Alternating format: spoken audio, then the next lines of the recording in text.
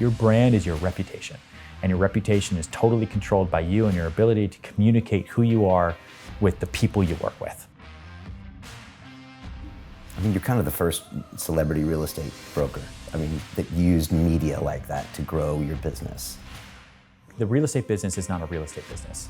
My business is a people business, but it's an amazing business, man. It's one of the best careers in the United States anyway, because there's limitless potential. When they buy something like that through you, how much of that is them buying you? My job is to help people make a decision that they were probably gonna make anyway, but they're gonna make it with me and they're gonna feel better about making it. How do you want to change the real estate agent industry?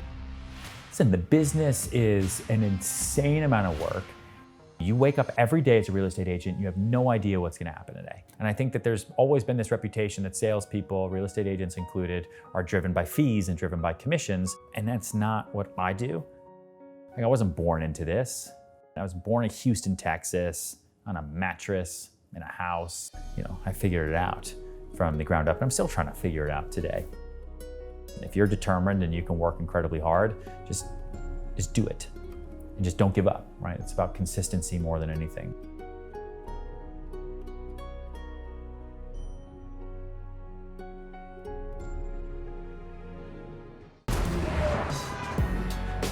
New York City is a great city.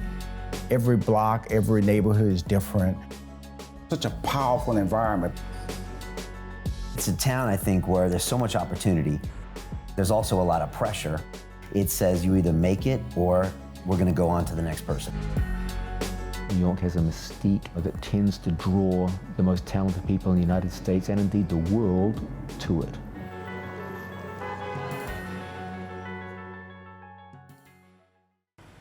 Who would have thought we could have a celebrity real estate broker? But that's the day and age we're in today, and that is Ryan Serhant. This gentleman came to New York City trying to be an actor. He was actually a hand model at one point in his life, and he was struggling to make a living and ended up getting his real estate license just on a whim to make some extra money. And now he's built this incredible, massive real estate empire. He's got a new book out called Sell It Like Serhant, and he really is one of the elite brokers to the wealthy of New York City, selling one-bedroom apartments for $10 million. Single family lofts for up to $100 million, and people love watching him do it.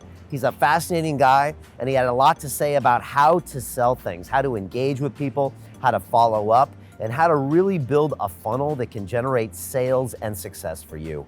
I enjoyed my time with Ryan. He's famous all around the world for what he does, and it just goes to show you, in this day of new media, anybody can be a celebrity in any field. This is stuff I teach in London Real Academy. Ryan embodies it, and I know you're going to enjoy this incredible episode. This is London Real. I am Brian Rose. My guest today is Ryan Serhant, the American real estate broker, broadcaster, and author. In 2006, you moved to New York City to become an actor, getting your real estate license just to make ends meet. By 2012, you were cast in the hit series $1 Million Listing New York, which follows the lives of 3 luxury real estate agents over 8 seasons. You also star on the spin-off series Sell It Like Serhant and regularly appear on CNN, CNBC, and The Today Show. You sold over $1.6 billion worth of real estate in the last 2 years. And your book, Sell It Like Serhant, teaches the fundamentals of selling anything to anyone. Ryan, welcome to London Real in New York City. Yeah, thanks for having me on Canal Street. Right? Crazy, right? There might be some horns and stuff going in the That's background. good. Look, you got a really incredible story. I'd love to get into it. I guess the first thing I wanted to ask you was, when you came to New York in 2006, did you know you were going to make it no matter what? Was it like, I'm not leaving, they're carrying me out on a stretcher? Or did that come over time, that kind of killer instinct? I think it came over time. I came to New York because I knew I didn't want to pass up opportunity, and I knew life was short, and I'd always had this acting bug. It's the only thing I was ever kind of good at. It's the only thing I ever really liked. And I was so nervous to just go get a regular job or go to grad school or just do something because I thought that's what I was supposed to do.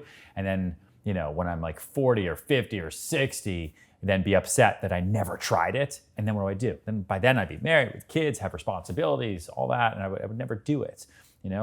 What's that movie? There's a George Clooney movie think it's called Up in the Air, where yeah. he's a guy that goes around the world and fires people. Yeah. And he's got that one line. It's like, how much did they pay you to give up your dreams? You know, and it's an amazing scene with him and J.K. Simmons. And I can't remember what it was, but it was either some hourly wage or something to cover his bills. And he's like, I was going to be a chef, but now I'm a CPA. And, you know, if you don't love numbers, being a CPA must suck. So I think once I kind of got into the city and started really hustling, at that point, a year or two into it, it was like, if the acting thing doesn't work out, I just don't want to leave New York, because New York is a city where like literally anything can happen. And if I'm going to do something with my life, it's going to happen here versus anywhere else. Right. Now, anything can happen here, but it's also, you know, I used to live here for about 4 years in the 90s, and walking around here, it's a different vibe than London. It's a different vibe than LA. It really feels like it's kind of kill or be killed. It is. It feels like no one's going to give you a hug. There's no puppy dogs. There's no unicorns. No friends here. There's no friends. But you like that as well, because Yeah. it means also you can win if you perform. Yeah.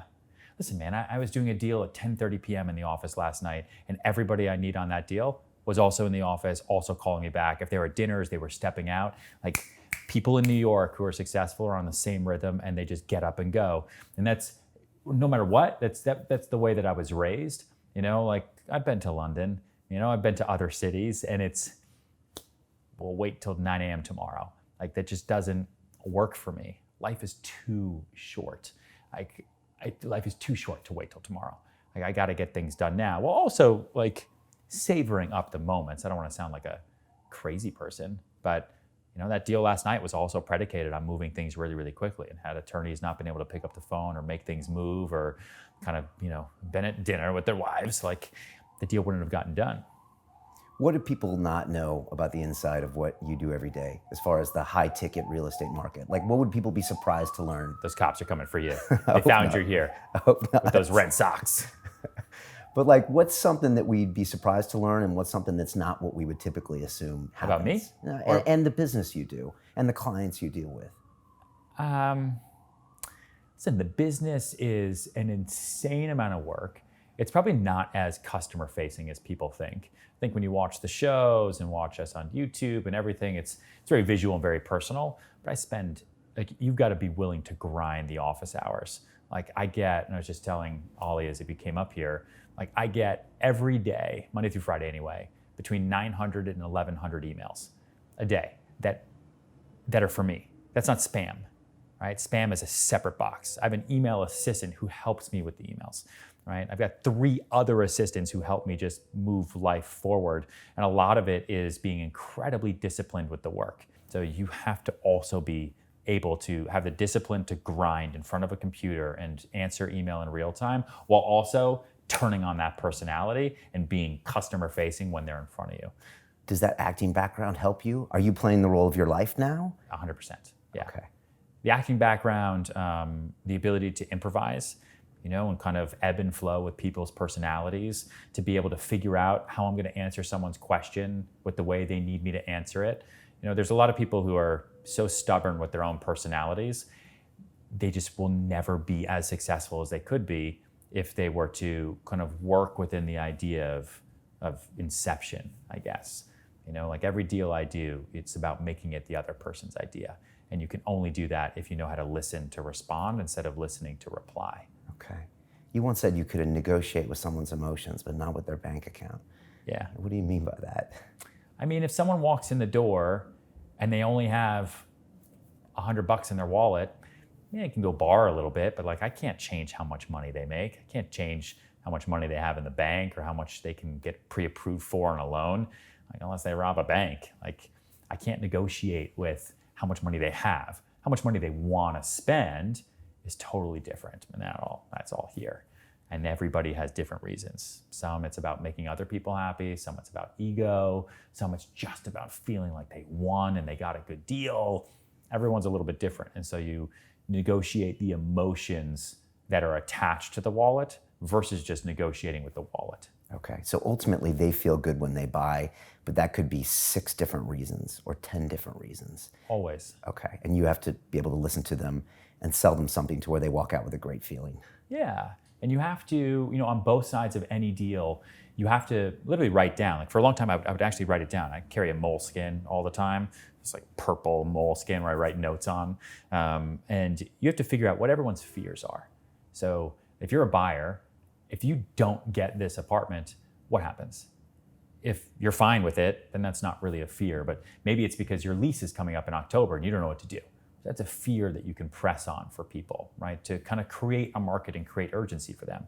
If a seller is being super stubborn and they don't want to sell below their number because of this, that, or the other, what is the seller's fear? Maybe the seller's fear is, they're already in contract on their next place and they're stubborn about this price, but they need the money to buy the next place, or whatever the reason is. You just write them down and you very slowly, gently always press back to the fears to get your deal done. And Manhattan is probably the strangest market in the world, where someone might spend $100 million on a few bedroom apartment in one area, but wouldn't spend a fraction of that maybe here on Canal Street. And then you got weird motivations. You got the Wall Street guys, maybe the media guys, maybe the people that are just super rich and want to invest. So there's a lot of weird quirkiness going on, and you have to try to identify what those motivations are. Yeah, I mean, listen, New York is similar to London, I think, in that way that we don't just have one buyer pool. We're not like LA. We're not just governed by the entertainment industry. I could sell an apartment in New York to anybody. Finance, tech, entertainment, authors, attorneys,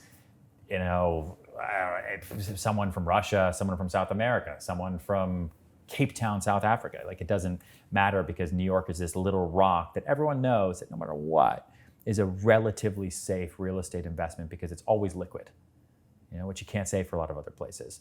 And London has the same kind of eclectic client base. You've got people from all over the world buying up London. They're not just tied to one specific industry. And London has huge sales too. 100 million for some house, Kensington or wherever. These deals are done, it's nuts. But then you go to the town over or the neighborhood over, and same sort of thing. They won't pay more than £1 million for that place. Will you ever sell in London? I don't know. The brokerage business is so different in London, right? The commissions are lower. The situations with the brokerage companies are different. Most agents are salaried, and it's a very, very small amount, and you're not incentivized to work with buyers, in most of Europe anyway. And I think it ends up hurting the market. I'm incentivized whether I'm working with a seller or a buyer, and we're incentivized to get deals done, which is why so many deals get done here. If I wasn't incentivized, I would be home last night. I wouldn't be doing that deal. Right. I have a wife and a baby. I'll see you at 9 a.m. Right. It's the beauty of capitalism in that sense. You get things. And free enterprise and free markets. And you can't penalize people for wanting to work hard. And if you're not cool with it, then move or don't do it. Everything's fine. Yeah. What do you think people are fascinated with your story? Why do people love the TV show, your vlogging channel, all that stuff? Is it the fact that they saw you hustle and win? Is it that you open up a lot of possibilities? What do you think it is? And I know it's different audiences, right? Cable's older, YouTube's younger. Yeah, and Instagram is totally different too. Right. It's why I try to be in as many places as I can, because it's all a different, like you said, a different group, a different target market for me. I think, one, a lot of what I do is in crazy real estate. So people like seeing the real estate porn aspect of it. Yeah. So for $1 Million Listing and a lot of the stuff like our property tours on YouTube, those are always the most viewed, because people just like seeing the crazy real estate. And then my story-wise, I think it's, from what I've heard from people anyway, I wasn't born into this, right? I was born in Houston, Texas, on a mattress in a house. I moved around 8 times before 4th grade. I grew up outside Boston. I went to college upstate New York. I bombed on the LSATs to get into law school. I didn't know what to do. I had a little money saved up, moved to New York to be an actor. I played a clock in a play in a basement. I think people can relate to not having a golden parachute or kind of been funded by somebody else. And so I think my story is very much listen, if you're determined and you can work incredibly hard, just do it. And just don't give up, right? It's about consistency more than anything. And you like real estate because you weren't being turned away based on your looks and your age and your gray hair. And it was merit-based, which I guess acting in a weird way prepared you to really embrace that. I mean, some people would be like, oh yeah, it's not so special, but you're like, no, it actually really is. Yeah, man. I mean, the real estate brokerage business is a meritocracy, right? Which is a very, very healthy form of governing, because it's all dependent upon your ability to do good work or not. And I eat what I kill. Like no one pays me a salary. I pay everyone else salaries. And my income can go up or go down, or I could have a good year or a bad year, and I just have to try to diversify as much as I possibly can. But yeah, the acting business is, we got ambulances outside. It's good. This is New York. It is. The acting business is very, very personal. Like you said, it's about your face, about your height, your voice, it's hard to control all of that. In the real estate business, if I show you a good deal, you're going to buy it, even if you don't like my face or my hair. And you started out like walking up to pregnant women in Starbucks and saying, hey, you probably need more space. I'm never going to live that down. I mean, because I didn't know who else to talk to. I'm not from here. No one told me what to do. I started at a brokerage and they were like, post ads on Craigslist, meet people, rent apartments. Like that was the training. So everything else that I've done, I've had to invent and figure out. I would Google big companies and big brokers and look at how they run their business, and I would write notes down. And I'd take the best that worked for me and I'd leave the rest. But yeah, I was just trying to find people who wanted to buy or rent or sell apartments, and an easy target in New York City were pregnant women on the Upper East Side who probably needed more space. And what do people love more than a compliment? So to say, you look beautiful, great. I'm a real estate agent. Do you need a second bedroom? It's kind of like a weird opening line, but it worked. It works. So you tell a pregnant woman she's beautiful, which is smart, and then ask if they need more space. Yeah, and then give a card, and then you move on. Right, and you got business from that. Yeah, and that blew you enough away. to start Enough me to anyway. start. Okay. Yeah, and I'd find people coming out of Saks Fifth Avenue with shopping bags, and if they had more than 2 shopping bags, in my mind, it was like, you can afford an apartment. And I try to meet people that way too.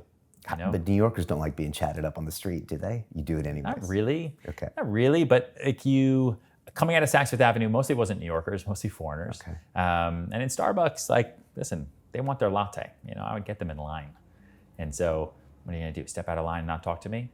I'm also not crazy, and I wouldn't waste anybody's time. And I'd be super quick, super short. And then if I could get their information, I would follow up with them. And that's really the secret sauce, right? The power of good, valuable follow-up. Yeah, you cover that in the book. I want to get into some of that too. Yeah. And you also joined multiple gyms, and we just start the conversation. And this was all you, though. You didn't read a book how to do this. You're just thinking. No, I was told to join the synagogue. This is New York, by the way. Apparently in LA, you go to AA. That's where all you make all the money. Exactly, because you're getting people who need to, they want to get their new demons, Right. But here, I'm not Jewish, I'm not overly religious. I wasn't going to go to church and try to meet people. And so the only thing I did was I went to work and I go to the gym in the mornings or at night. And you want to try to find, when selling anything, you want to find people who have things in common with you. That's why so many, kind of community groups stick together, because they all have that thing in common. And the only thing I had in common with anybody, there wasn't like a Texas Anonymous for everyone who lived in Texas and moved to New York. I would go to the gym and I would just talk to people there. So between that, talking to pregnant women and talking to foreigners coming out of Saks Fifth Avenue who had more than 2 shopping bags, that's how I started my career. And your first year in real estate, you made $9,000? Yeah, like 9,100. Yeah, it was tough. 9,100. Yeah. So you can't live on that in New York. No. By no means. Brutal. Listen, I really hate it when people come to me and they say they need to make a certain amount of money, otherwise they just can't afford to live here. I made it work. You don't need to live in a tower.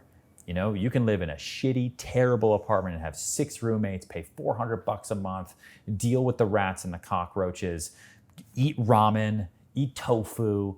If you want it bad enough, you will figure it out. So and people tell me all the time, especially younger agents, millennials and Gen Zs who just drive me crazy, who are like, well, yeah, but I can't afford to live there. It's just too expensive. Too expensive for your taste, for the way you want to live, the way you want to show yourself off on Instagram, or what is it? And they can never answer the question. Oh, well, it's not safe. I'm like, oh, dude, I did it. If you want it bad enough, you will make it happen. Do people find it hard to picture you scraping by, going to Koreatown, You know, I mean, because they see your lavish lifestyle. It's hard to Yeah. picture you, in a place with rats. Yeah. I don't know. I guess so. I think so. That's why in the book, I talked about it a lot at the beginning because I wanted to kind of like break down that barrier of what people assume of me when they see me on TV and the vlogs and all that stuff. That like, this wasn't, I figured it out from the ground up. And I'm still trying to figure it out today. And I still go up against real estate agents that are born here, that have amazing connections that I don't have. And I lose deals to them all the time, Right. And it just fuels the fire for me to do even more. You mentioned Millennials and Gen X. You're kind of Gen X, right? I'm a millennial. You're a millennial. 1984. So you're slagging off the millennials. Do they get a bad rap, or is it, be honest? I think there's an apathy to younger generations where they just don't care, or they care about things that they shouldn't care about, And I think that there is a lack of hard work because they didn't have the baby boomer parents and the generations before them who literally had to like sew shoes to make a living.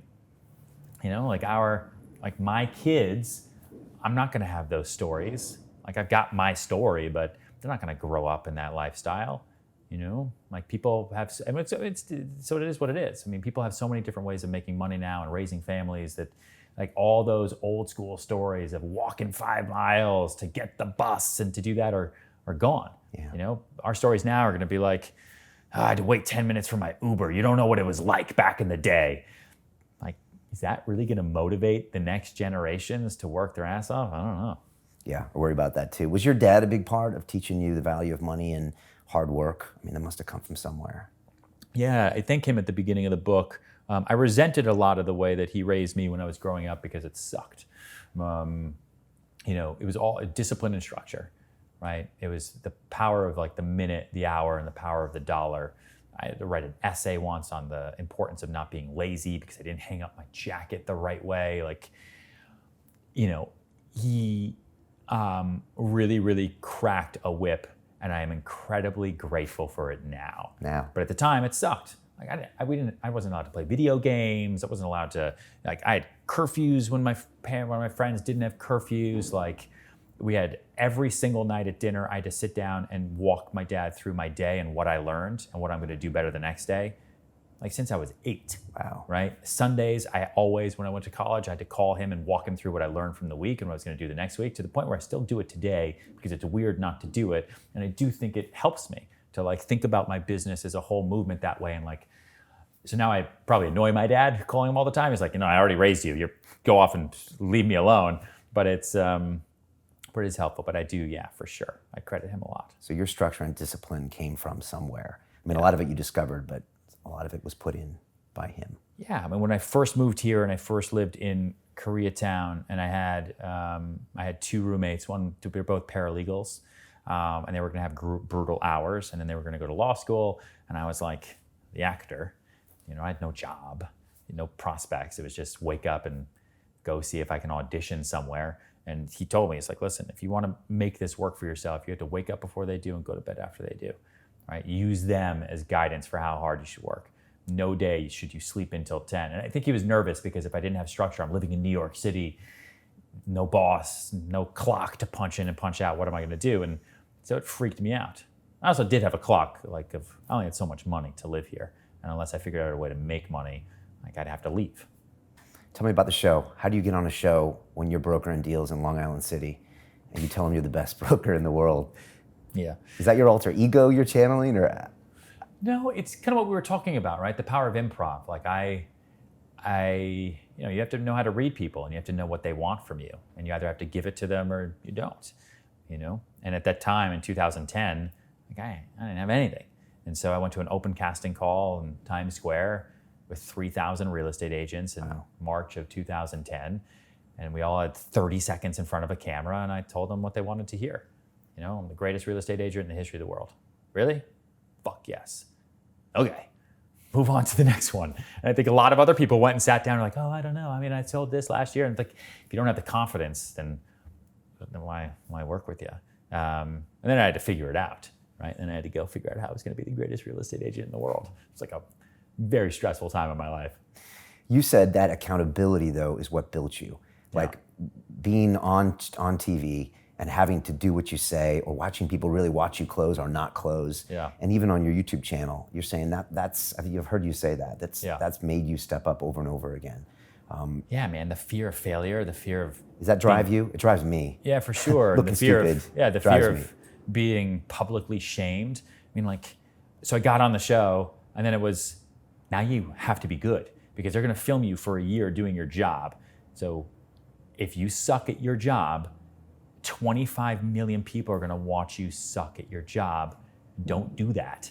And so it was stressful. And so I didn't want to get things that I couldn't sell, and everything, that we want to show on the show has to be big and expensive and crazy, and those were really, really hard to sell. So it was a lot, but but it really forced me to push even harder, to pick up the phone even more. Like, it's amazing what happens when you flip that switch in your brain. It's like people who, when they, if they're going on vacation next week, you work a little bit harder this week because you got vacation coming up. But nothing has really changed. Like, it's still Tuesday and raining outside, and you're working harder because in your mind, you're excited about next Tuesday. So why can't we figure out ways to do that all the time? And the show was a big way to force myself to do that. Because I was like, shit, tomorrow I gotta film this in. I gotta figure out how to sell it. I gotta call these buyers right now. Whereas today, like, do I really have to sit here and call these people? I don't know. I'll figure out a way to sell it. When was the moment when you knew something had shifted? Like, my business is gonna start doing good. I'm on to something powerful here. Was there a moment in a season where you're like, okay, these people know me, my business is jacking up? Was there any inflection point like that? It was, honestly, man, it was probably when I got my first major tax bill. Like, when I first realized, like, wait, I gotta pay taxes quarterly based on income I think I'm gonna make in the future. And it's, well, how much? I have to write a check?